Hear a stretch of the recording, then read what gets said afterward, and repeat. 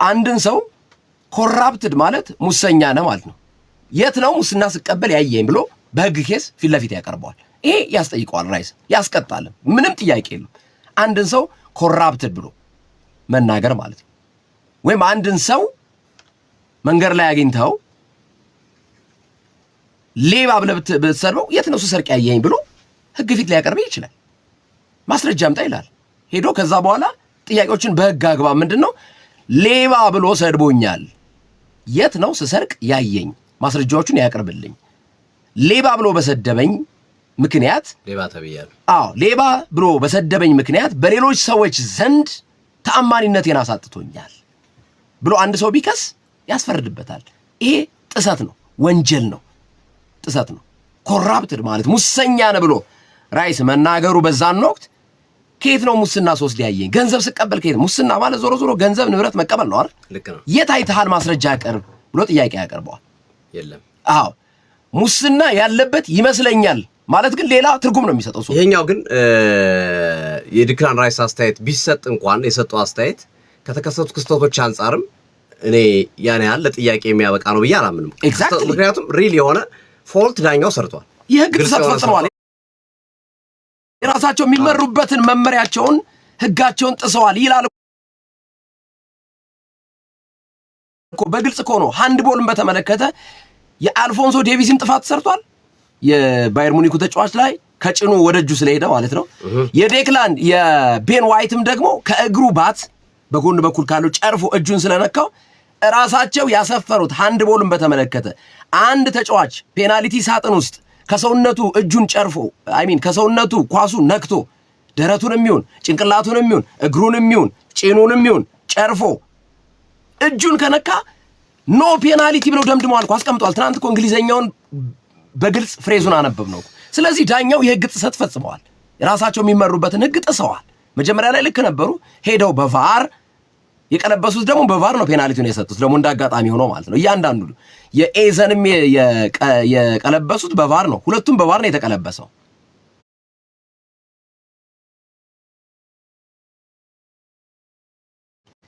ይላል ግን ንክኪው ያን ያህል አይደለም ምናምን የሚል ማምለጫዎችን ሊያስቀምጡ ይችላል። ግን የሚያስጠይቃቸው ምንድን በ13ኛ ጋር ለሚባለው የዳኛ አስተያየት ኦፒኒየን አለ። ግን ደግሞ እዚህም ጋር የሚያስጠይቃቸው ነገር ምንድነው ፋውል ብለው መጀመሪያ ፊሽካ ነፍተዋል። ፋውል ብለው እኮ ፋውል በቂ እንዳልሆነ አመንኩኝ ማለት ይችላሉ። ያኛው ልክ ነው ያመጡበት እንደው ቢያንስ ይሄኛው በዚህ ማምለጥ ይችላል። ግን እንዳልከው ከህግ አንፃር በምን የቤን ዋይትን ግን ህግ ጥሰዋል። በቃ ይሄን እንዴት ነው ሊያስተባብሉት የሚችሉት ነው? ህግ ጥሰዋል። የቤን ዋይትን ከእግሩን ነክቶ ነው ኳሱ ወደ እጁ የሄደው። ይሄንን ህግ ጥሰት አሳይተዋል። ስለዚህ ዳኛውስ በምንድን ነው የሚጠየቁት? በምንድን ነው የሚገመገሙት የሚለው ጥያቄ ያስነሳል። እና በእኔ በዚህ እነዚህን ሳገናኛቸው ነጠብጣቦቹን ሳገናኛቸው የዴክላን ራይስ ጉዳይ መነሳቱ ጥንቃቄ እንዲደረግ ነው። ሌላም ነገር ተነስቶ እንዲህ አይነት አስተያየት እንዳይሰጥ ነው የአውሮፓ እግር ኳስ ማህበር ዋናው ታርጌቱ እንጂ እኔ ዴክላን ራይስ ይቀጣል የሚል እምነት የለኝም። ኢቭን እንደተባለው የሚያስቀጣ እንኳን ከሆነ የዳኛው ሪፖርት ምናልባት ዳኞች የሚጽፉት ነገር ብዙ ጊዜ አንዳንዴ አይታወቅም፣ ስሜታዊ ሊያደርጋቸው ይችላል። እንዴት እንዲናገረኛል የሚሉ ስሜትን የሚነካ ነገሮች ሊኖርባቸው ይችላል። ግን ዳኛው በሚጽፉት መሰረት እንኳን ራይስ ይቀጣ ከተባለ ከገንዘብ ቅጣት በላይ በፍጹም የሚቀጣ አይመስለኝም። መለስ አርሰናል ከፉላም እነማን ተጎዱ? በፉላም በኩል 3 ወሳኝ ተጫዋቾች ተጎድተዋል። በአርሰናል በኩል ቲምበር ይደርሳል አይደርስም? ኦድጋርድስ በነገራችን ላይ ኦድጋርድ ጉዳቱ አገርሽቶበት ነው ባለፈው ጨዋታ የተቀየረው። እሱን መሰረት አድርገን ነግራቸዋለን። ማንቸስተር ዩናይትድ ከሊቨርፑል የሚያደርጉት ጨዋታ ላይ ደግሞ እንግዲህ 3ኛ ደረጃን ለመያዝ የሚደረግ ትንቅንቅ ነው። አርሰናል ከፉላም ለንደን ደርቢ ነው፣ ኤምሬትስ ስቴዲየም ላይ የሚደረግ ጨዋታ ነው። 3 የፉላም ወሳኝ ተጫዋቾች በጉዳት ምክንያት አይኖሩም። አንደኛው የቀድሞ የአርሰናል ተጫዋች የነበረው አሌክስ ኢሆቢ ነው። ኢሆቢ በነገው ጨዋታ አይገባም። ሁለተኛው ባለፈው አስቶን ቪላን 1-0 ሲያሸንፉ ጎል ያስቆጠረው ሴሴኞ አይገባም። ሶስተኛው ኬቨን ነው፣ ብራዚላዊ ኬቨን 8 ጎል ክረምት ላይ አስፈርመው ጥሩ እንቅስቃሴ እያደረገ ነበር። ባለፉት ጊዜያቶችን ቅጣት ላይ ጉዳት ላይ ነበር። ነገም አይገባምና ሲቲ ሰኞ እስኪጫወት ድረስ ሊጉን በ6 ነጥብ ልዩነት መምራት የሚችልበትን አማራጭ መፍጠር ይችላል። ይሄም የጋርዲዮላው ሲቲ ላይ ተጽዕኖ የሚፈጥር ውጤት ሊሆን ይችላል ቀጣይ ካለባቸው ተደራራቢ ፊክቸሮች አንፃር።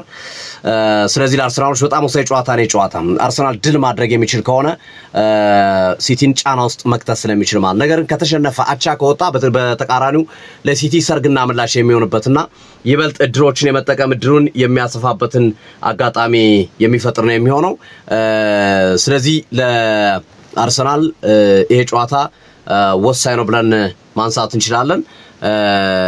በተለይ በዚህ ሂደት ውስጥ እንግዲህ አርሰናል ከኒውካስሉ ጨዋታ ጀምሮ በ11 ቀን ውስጥ አራተኛ ጨዋታውን ነው የሚያደርገው እና አራተኛ ጨዋታውን ስለሆነ የሚያደርገው ቃሴ ወሳኝ ነው። ፉላም ከዌስትሃም ጋር ነው የሚጫወተው። ዘና ብሎ ከዌስትሃም ጋር የሚጫወትበትን ሂደት ነው የሚፈጥረው። ስለዚህ ይሄኛው ጨዋታ ተርኒንግ ፖይንት ነው ግርምዬ። ከዚህ በኋላ አርሰናል በየሳምንቱ ነው የሚጫወተው።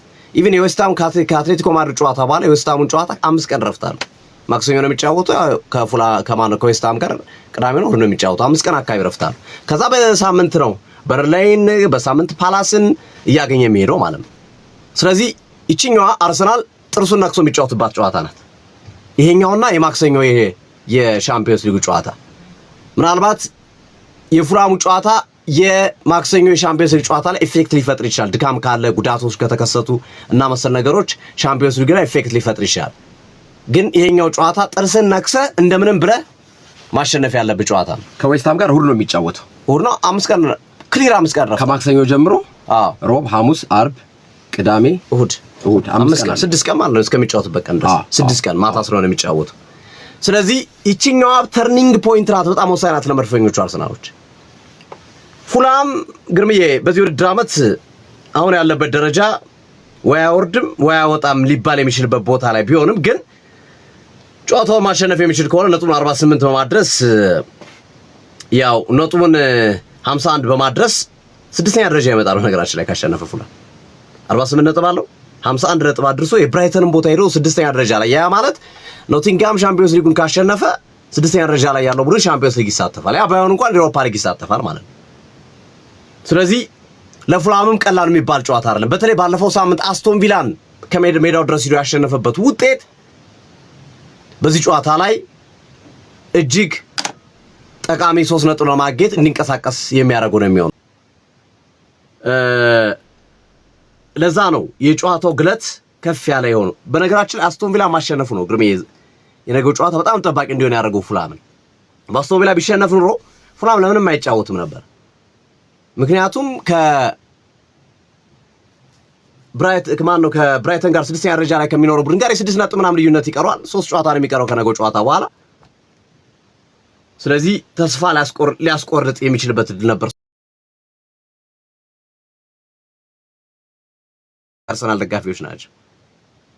አውቶቡስ ላይ ያዩ ነበር አንድ የአርሰናል እየተጫወተ ጨዋታ 1 ነጥብ ላነሳ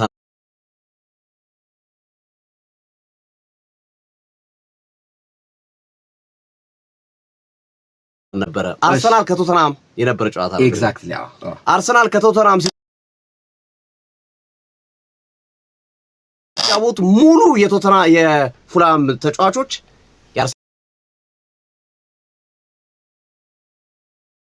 ብቸኛው ቶተናም ሲደግፍ የነበረው ማን ነው ታስታውሳለህ? ግን ራያን ሴሴኞ ነው። ራያን ሴሴኞ የቀድሞ የቶተናም ተጫዋች ስለነበር ከራያን ሴሴኞ ውጭ ያሉ በሙሉ እነ ኤሚሊ ስሚዝ ሮው እነ አሌክስ ኢዮቢ እነ በርንሊኖ እነ ካልቨን ባሴ ካልቨን ባሴ በአርሰናል አልተጫወቱም፣ ግን እነሱን ጨምሮ ሌሎቹ ግን አርሰናል ጎል ባስቆጠረ ቁጥር ራያን ሴሴኞን ሲያበሳጩት ነበር የነበረው። ሲደሰቱ ነበር። ልክ ላይክ የራሳቸው ክለብ ያሸነፈ ያልነበረ አውቶቡስ ውስጥ ሲጨፍሩ የነበሩት እና ብዙ የአርሰናል ደጋፊዎች ያሉበት ቡድን ነው ፉላም። ግን ፕሮፌሽናሊዝም ባይ ዘ ዌይ ለአውሮፓ መድረክ እየተጫወትክ አርሰናል ስለመደግፍ እንደዚህ አይነት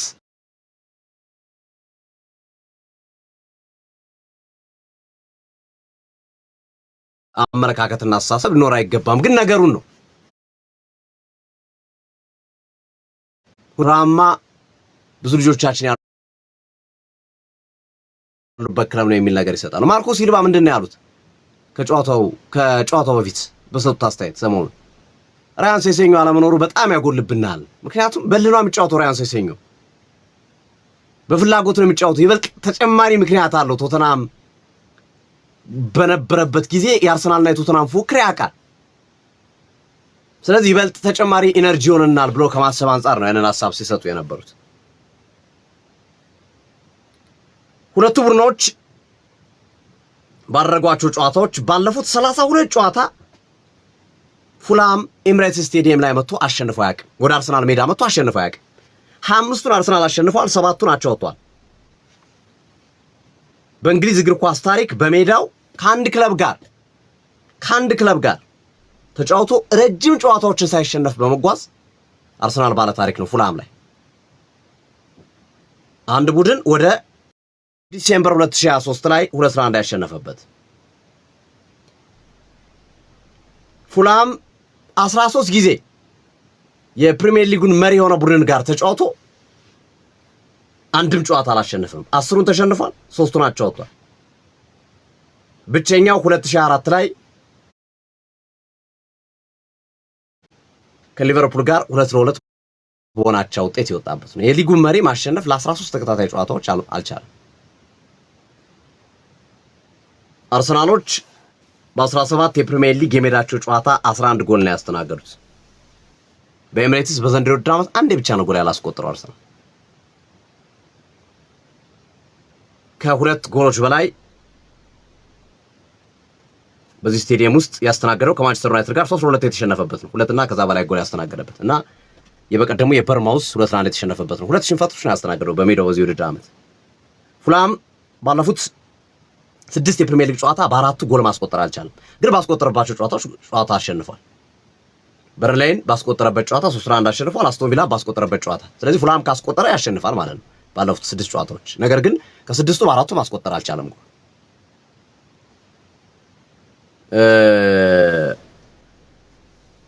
በመጀመሪያዎቹ 15 ደቂቃዎች በፕሪሚየር ሊጉ ጎል ያላስተናገዱ ሁለት ክለቦች ነው ያሉት በእንግሊዝ ፕሪሚየር ሊግ።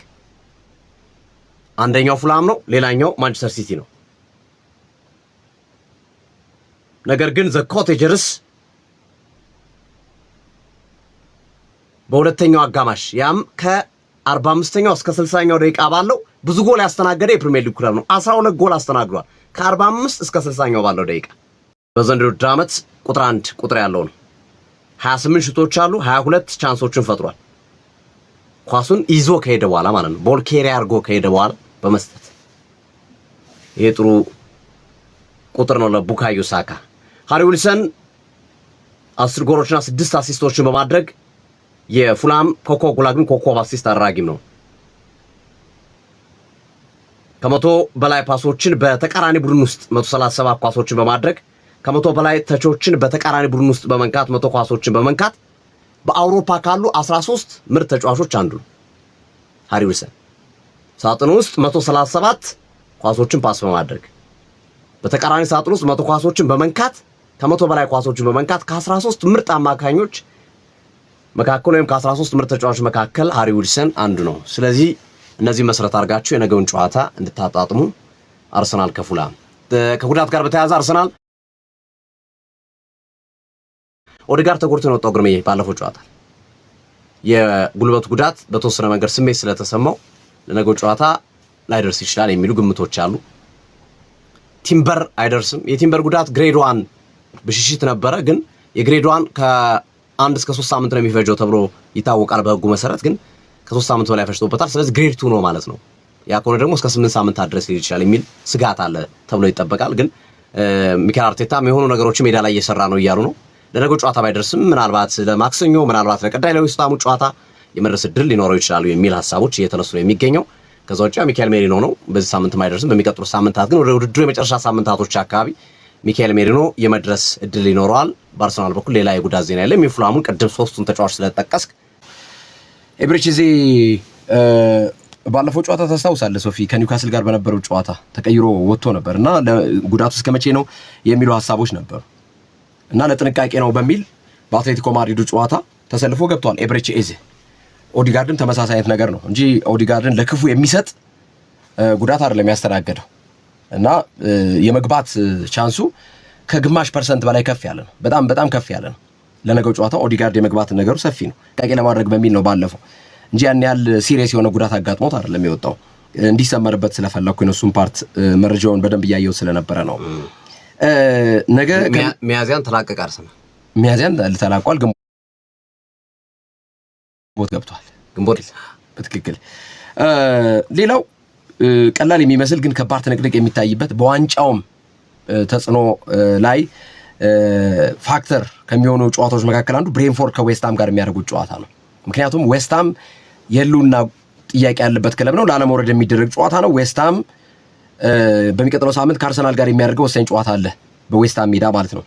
ብሬንፎርድ ደግሞ የአውሮፓ መድረክ መሳተፍ የሚችልበትን ውጤት ለማስመዝገብ የሚያደርገው ትንቅንቅ ነውና የነገው ጨዋታ በራሱ ብሬንፎርድ ከዌስትሃም 11 ሰዓት ላይ የሚጀምረው ጨዋታ ከባድ ጨዋታ ነው እና አርሰናል 1 ሰዓት ተኩል ጨዋታቸውን ከማድረጋቸው በፊት ብሬንፎርድ ከዌስትሃም፣ ኒውካስል ከብራይተን፣ ወልቭስ ከሰንደርላንድ ጨዋታቸውን ያደርጋሉ።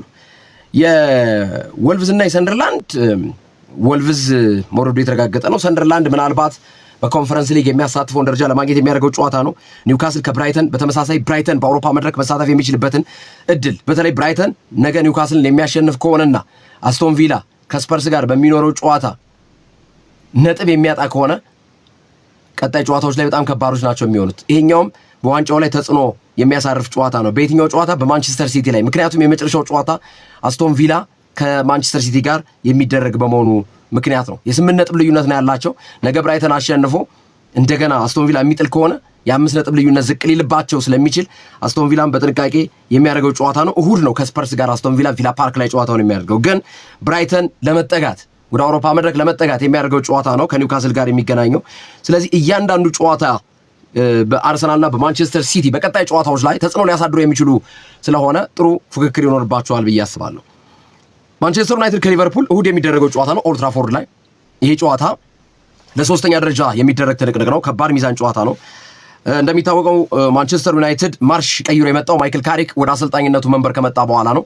ሩበን አሞሪም እንደሚታወቀው ይህንን ቡድን ገለውታል። እውነት ለመናገር ግን አንዳንዶች በዛን ወቅት ኧረ ሩበን አሞሪም እድል ቢሰጠው ሌላ ታምር የሚሰራ አሰልጣኝ ነው ሲሉ ነበሩ። ግን አሞሪምን ማንቸስተር ዩናይትድ ማባረሩ ቢዘገይም እንኳን የካሪክ መምጣት ይሄ ቡድን ከ13ኛ ደረጃ ተላቆ ተምዘግዝጎ 3ኛ ደረጃ ላይ እንዲቀመጥ አድርጎታል። 13ን መሻገር ተስኖት ነበር በሩበን አሞሪም ዘመን ማለት ነው። 13ን ማለፍ አቅቶታል። በፈረንጆች ባይዘው 13 ገደቢስ የምትባል ቁጥር ናት እና እሷን ማለፍ በጣም ተቸግሮ ነበር። ለካሪክ ምስጋና ይግባውና ባንዴ አምዘግዝጎ 3ኛ ደረጃ ላይ እንዲሆን አድርጎታል።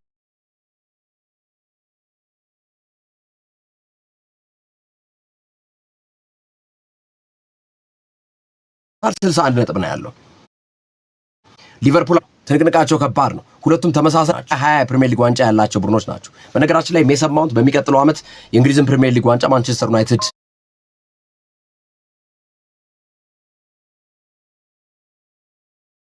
ይወስዳል ሰጥቷል። ስለዚህ የአንድ ጎል ልዩነት ነው ያላቸው። አቻ ከላዩ በዚሁ ይቀጥላሉ። ሊቨርፑል የሚያሸንፍ ከሆነ መሪነቱን ይረከባል ማለት ነው። ከማንቸስተር ዩናይትድ መሪነቱን ይረከባል። በሁለት ጎል ልዩነት ካሸነፈ ማለት ነው። ነገር ግን በአንድ ጎል ልዩነት ካሸነፈ ደረጃቸው አሁንም ይቀጥላል። እኩል ነጥብ ይዘው እኩል የጎል ክፍያ ይዘው ማለት ነው። ብዙ ያሸነፈው ማንቸስተር ዩናይትድ ስለሆነ ማለት ነው በአጠቃላይ